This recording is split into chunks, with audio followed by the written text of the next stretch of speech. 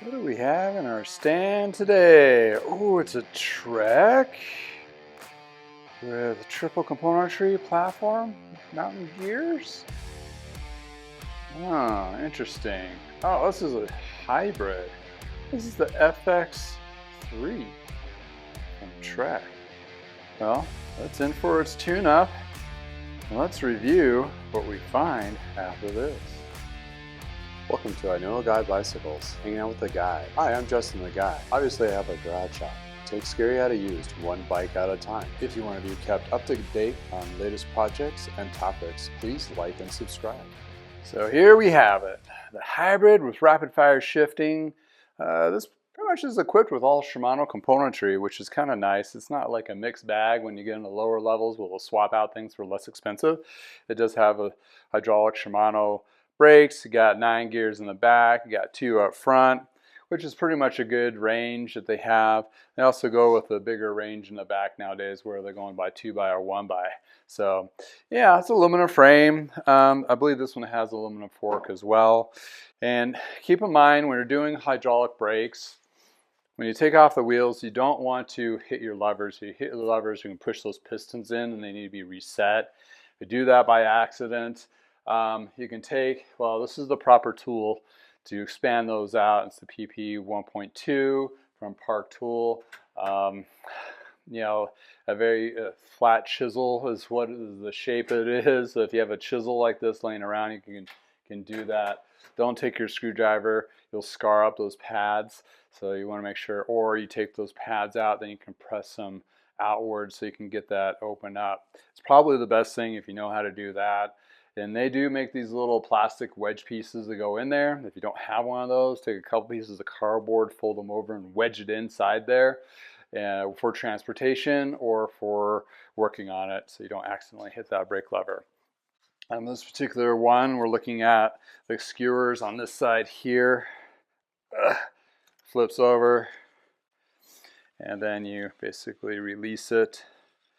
It's kind of like well, it is a through axle style skewer, so it doesn't have an actual dropout, so I have to take the skewer out completely, like so. So it's kind of like a in-between, and does have a dropout portion on this side here, so it is kind of unique in itself. So it's not going to be retro over very often, so keep in mind when you need to like upgrade and so forth, you might have those challenges. When I true the wheels, obviously I'm going to wash it, but when I true the wheels, also will true the rotor. I noticed on this one it was backed up back and forth, which could happen from just transportation, putting on racks and so forth. This does have some good grit and grime on there where I will be cleaning this off, taking the pads out, cleaning the pads and flushing it as well. Going further along, doing the rear.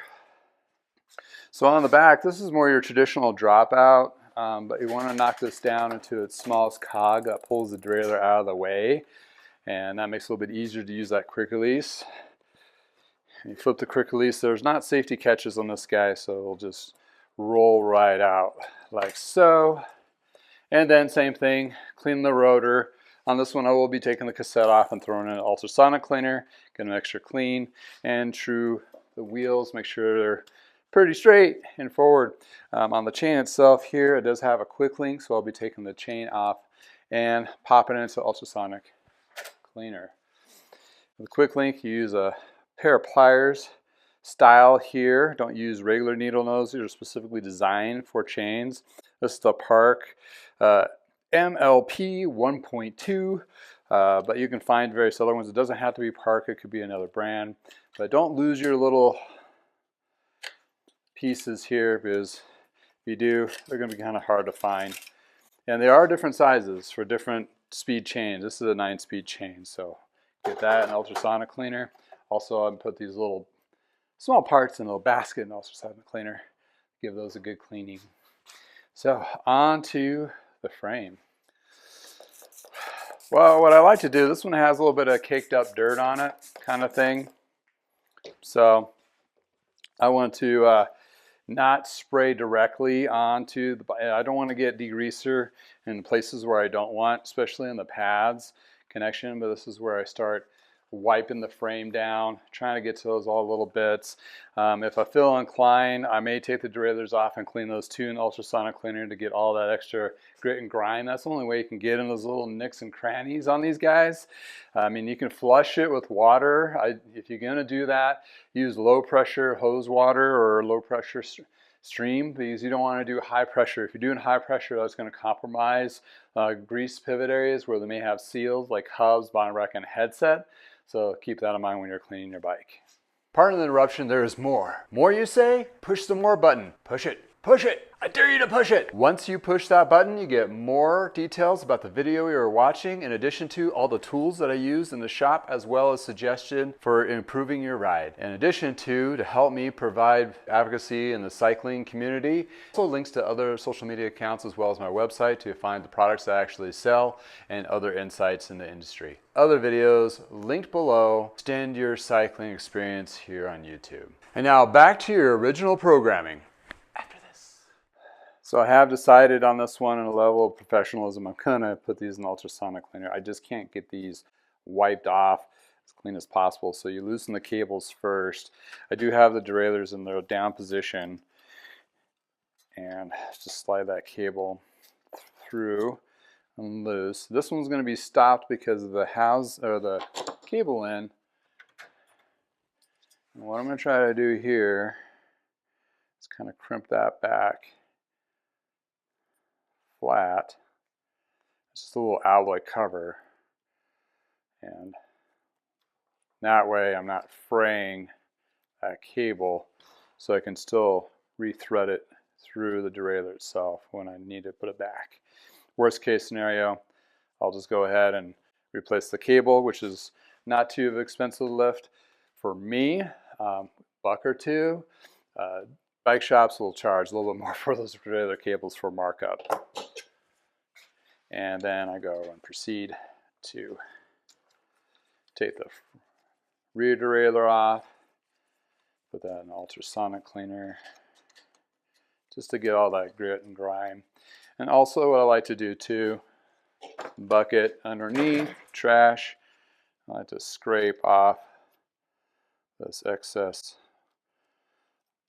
lube. Teflon, usually what it is, gunk. It's usually just on the actual jockey pulley teeth. And that just helps the ultrasonic cleaner to clean that derailleur jockey pulley. Since this is newer, I'm not going to disassemble it. I don't feel like I need to disassemble it. Just need to get all that surface dirt off and then reflush it with a good layer of light lube. Like so. So I just need to spray it down and throw it in the tank. And same thing for the front derailleur on this guy. This clamp is a little bit lower, so it's a little bit harder to get to. But what this will do too, it'll open up this area for me to get into the frame for detailing and clean. Is you notice they ran through some puddles, and this way we'll get it in a clean position. And this one I don't have to do the cable because it just threads right through. And I can just let it sit there. And then I can clean this guy up and get all that extra, see, all that dirt. It needs to go away. Best way to do it, ultrasonic clean it. Or flush it out in the sink with warm water, that kind of thing too. Also for a bonus, it's not going to take me too much just to take, I mean, just look how dirty it is down here. I can't live with that. So I'm going to go ahead and take the crank off too, so I can get into this area and clean those two chain rings. For me, it's not a very heavy lift to do extra little bit cleaning while I'm cleaning the frame and the derailleurs. Also, that makes it have a better performance tune-up at the end of the day, where it's all about having the best outcome possible with the customer, right? So get this guy in here. Get you out of my way. Woo! Take that cap, put that in the basket. Also, this has that pin. Slide that up, If it gets in there, oh, come on now. You know you want to pop up.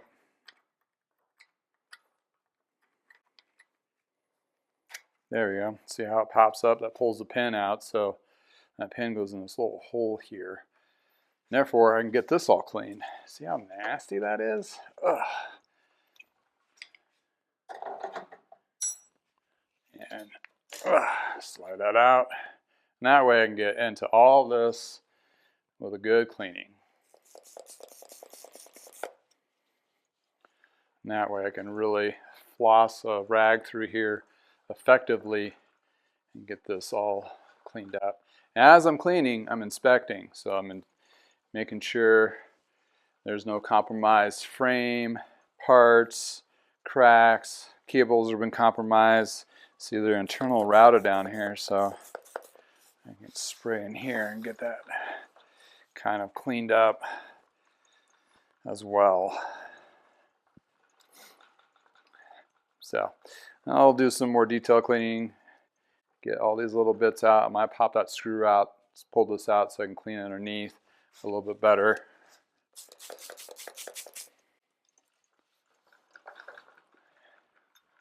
Like so. Ugh. You want to be clean.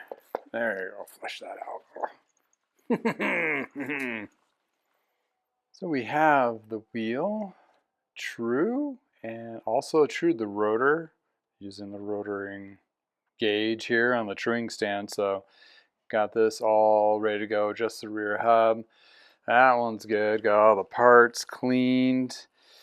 Got a nice clean drivetrain, componentry, crankset, and did similar to the front wheel as well. Took the pads out, cleaned them up, rubbing alcohol, burned them off, and bam! We cleaned the frame, got all of that dirt and grime completely removed.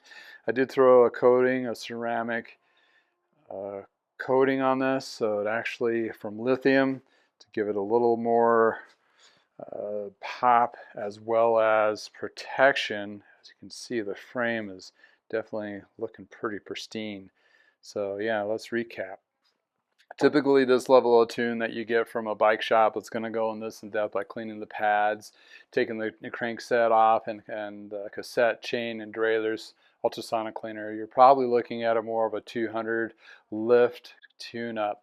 This particular guy is one of two, so I did kind of like upgraded his tune-up with the discounted price on the lower end one. So he's getting one heck of a deal, but hey, you know, I do these one or two during the day, so it's not like I'm pressed for time to rush through these. So I do my due diligence, and I kind of really spend a lot of time where it needs to be done and addressed, and definitely check everything that's supposed to make it right. That's the whole point of a tune-up being done. At the end of the day, even if it's like a lesser, lower tune-up and you don't address those issues as a mechanic, you're still not getting the outcome that your shop wants to project. So there goes the lining between, or the difference between your corporate stores who are just turning and burning. It's like, well, they didn't pay for it, so it's just going to go out the door like that. Or a mechanic's going to address it and like, well, we got it the best we could. We spent a little extra time on it. We want your business to come back and bring other bikes to us. So there lies the difference between the mom and pop, locally owned shops that not a big bad chain stores versus others. But anywho, this particular tune-up is going to be spectacular. Everything cleaned up really nicely. I'm excited to get this all together and go on to the next one. But hey, like the videos like this, smash these buttons below. You know the drill. And if it's nice in your neighborhood, please go for a ride. And also check out these beautiful pictures after this.